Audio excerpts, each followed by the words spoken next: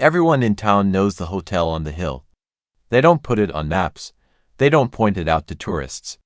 But they know it's there, looming like a wound above the tree line. It was supposed to be the pride of the region. A mountaintop resort with marble floors, glass elevators, and a view so beautiful it could make you forget your own name. The investment was massive. The promises, grand. And then, it all stopped. The developers vanished. The funding evaporated. The permits were revoked, or maybe just forgotten. What was left behind wasn't just a building. It was a husk. A monument to something broken, unfinished, unloved, and claimed.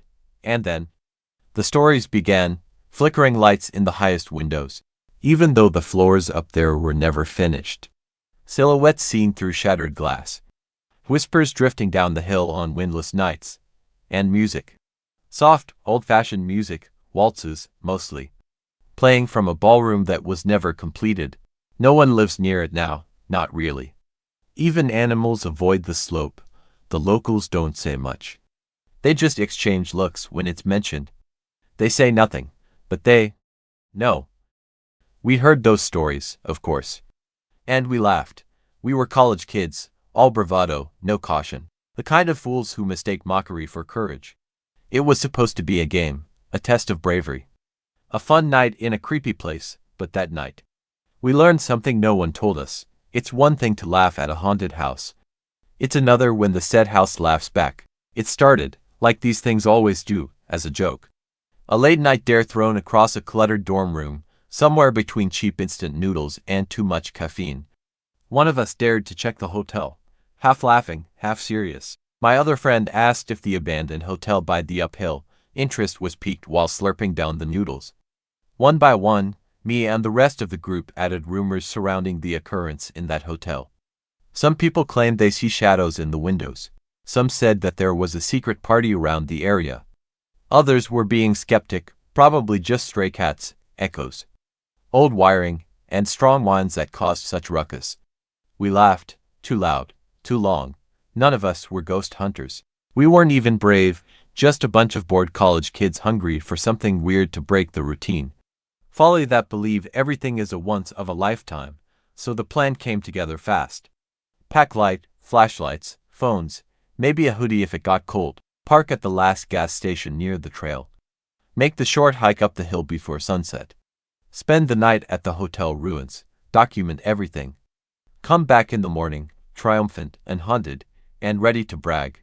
It felt like a YouTube challenge, a bad idea that might get 1 million views if we were lucky. When we pulled into the gas station lot, the sun was already dipping, casting long shadows from the pumps and bending everything in gold. A few locals were hanging around, smokers, truckers, a pair of aunties chatting by the drink coolers. They watched us in silence as we gathered our bags. No smiles, no greetings, just eyes that followed.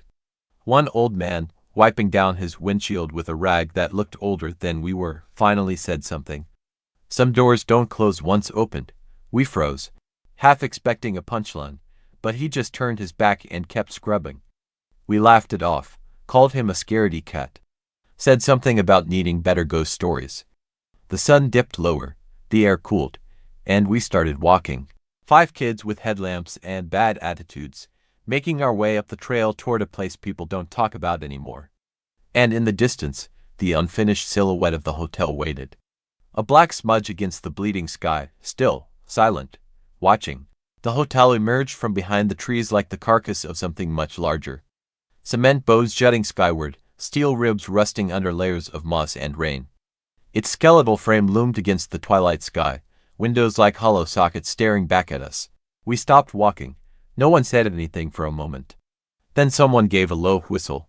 Hell of a place for a ghost resort. Another friend laughed and joked about doing a check-in.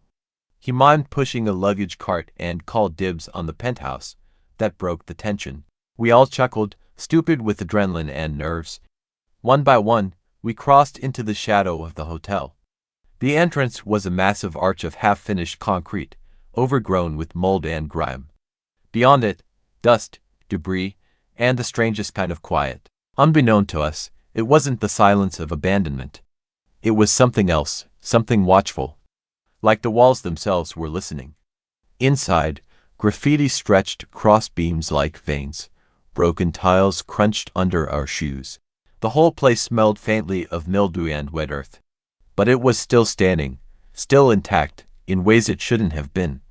No animals, no wind, just the distant sound of dripping water. We should have stayed together, but of course, we split up, too cocky to admit how unnerved we were. Some of us wandered to the stairwells, others toward the back halls. A couple stayed near the lobby and started play acting. I stood near a cracked reception desk as one of my friends stepped behind it. He puffed his chest, put on a terrible British accent. "Welcome to the Hilltop Dreams Hotel," he said, bowing. "Where your comfort is our deathly concern." Laughter echoed. Someone grabbed a broken floor sign and pretended to mop. Another slung an invisible tray of drinks, muttering, "Room service for the damned." It should have been hilarious, and for a second, it was. But then, I noticed something. Our voices echoed back. Not like normal echo, not a bounce. It was more like an imitation. A second voice, just behind the first, mimicking our tone. Our rhythm, our jokes, but slower, off-key. I froze. I wasn't the only one. One of my friends, mid-sentence, trailed off. He turned, flashlight scanning behind a pillar. "Did you hear?" he started. A crash echoed from upstairs, distant, sudden, then silence again. The air thickened, a pressure, like diving deep underwater. Like something in the hotel had just noticed us, really noticed. And for the first time that night, no one joked, no one laughed. We were still trying to pretend it was fine, that it was just old pipes. Falling rubble, imagination, but deep down, I think we all knew. We had walked into something not unfinished, but waiting. By midnight, the adrenaline drained from our bodies like heat from a dying campfire. We gathered in a wide room on the third floor, cracked windows, broken tiles, graffiti peeling like old skin. The air was musty, heavy with mildew and rust, but it was large enough for us all to stretch out. We were tired, too tired to keep up the jokes, too tired to wonder why the wind had stopped. So we lay down, flashlights dimmed, voices quiet. Sleep came in pieces, if it came at all. I think I slept. Or maybe I just blinked, because when I opened my eyes, I was alone, not slowly, not gradually. Just awake. The others were gone, no backpacks, no jackets, no sound. Only silence thick enough to chew. One candle flickered near the door. A small flame, steady and patient. Then, knock. I froze. The knock came again, slower, more deliberate, like it knew I was listening. Then a voice, muffled and too smooth. "Good evening, dear guest. May I offer you something refreshing?" It was spoken as an ordinary hotel staff. My mouth went dry. Every instinct screamed to stay still. But my body betrayed me. My legs swung down to the floor. My hands reached for the doorknob. I wasn't moving. I was being moved. The door creaked open, and there it stood. A figure, tall, black, not the color, but the absence. Like something had peeled darkness off the night and stitched it into a suit. Its face was white, smooth as porcelain. Eyes hollow, lips drawn in a soft smile that never moved. In its gloved hands, a silver tray. On it, a delicate bottle, filled with something viscous and dark, not quite liquid, not quite smoke. It tilted its head. "Drink," it said. I tried to scream, but my face smiled. My hand reached. My voice, airy and cheerful, answered, "Thank you."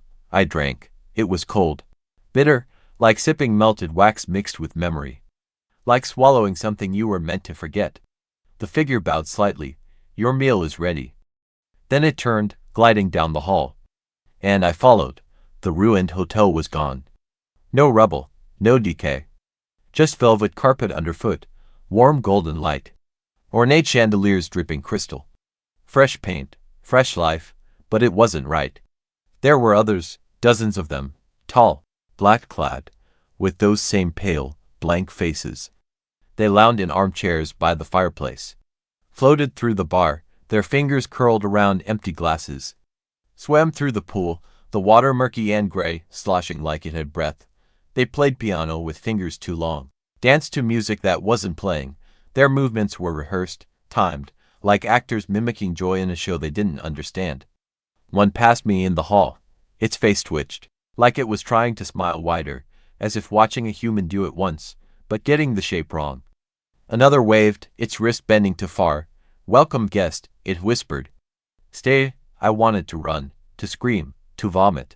But my body sat at the table, lifted a fork, chewed something unrecognizable but warm. I smiled. I nodded. I thanked them. And all the while, behind the static of my thoughts, one thing repeated: "You are a guest. This is your stay. Make yourself home." Hours passed. Or maybe it was seconds. Time didn't move right here. It folded and pulsed, like breath, held too long. Moments stretched thin, then snapped back like rubber bands. I was led through rooms that hadn't existed before. A marble spa where black shapes lounged beneath steaming water, their pale faces tilted toward nothing. A ballroom glowing with candlelight, where no music played, but the guests still danced in silence. And a library, floor to ceiling with books that had no titles, just blank spines and the faint smell of dust and rot. Everywhere I went, they nodded, welcoming, approving, their hollow eyes never blinking. The figure who had first greeted me, my host, if you could call him that, stayed close. He walked just to my left, never quite touching, humming an off-tune lullaby with no melody. It sounded familiar, like something I might have heard as a child, but stretched too long, played underwater. I tried to speak, tried to ask what this place was, what they wanted, but my voice wasn't mine.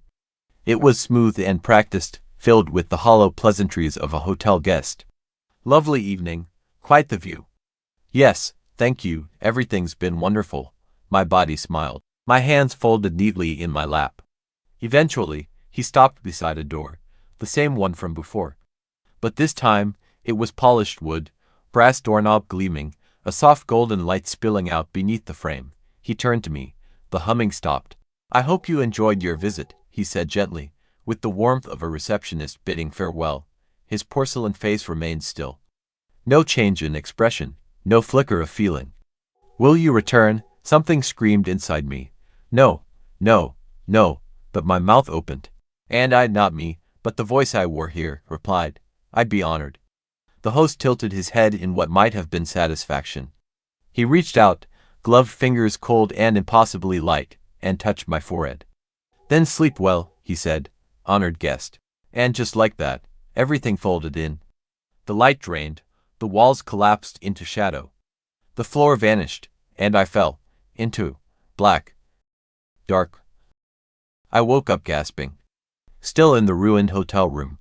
The ceiling unfinished, the windows cracked. My friends, all of them, were there, sitting upright at the same time. We stared at each other. No one spoke. Then someone screamed. We all screamed. We ran down the stairwell, past the cracked tiles and rotting beams. The hotel seemed larger than before, longer. Behind us, music played, faint, like an old record stuck in its final notes. And voices, whispers, "Please come again. Thank you for staying. Good night." Even as we burst past the garden and back onto the dirt road, the voices followed. Only when the first streetlight came into view did they stop. Back at the car, the gas station was silent. The locals said nothing. Just watched us with unreadable eyes. We didn't talk, not even as we drove away, faster than we should have. No music, no jokes, only silence, and pale faces in our memories. Later that night, when I reached for my wallet, something was inside, a hotel card. Black, with embossed silver letters, "Room reserved. See you soon."